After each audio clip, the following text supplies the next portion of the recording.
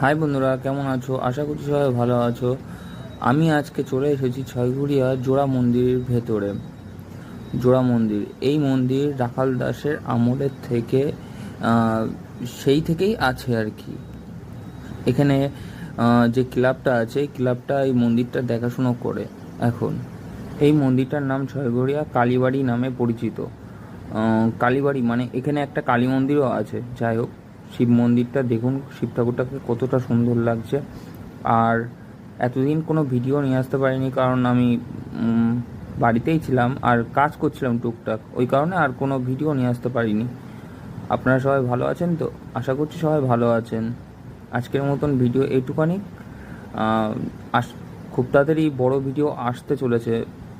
আমার ভিডিওটা ভালো লাগলে লাইক করবেন, কমেন্ট করবেন আর সাবস্ক্রাইব করবেন। আর আজকের মতন ভিডিও এইটুখানি কি, বাই বাই।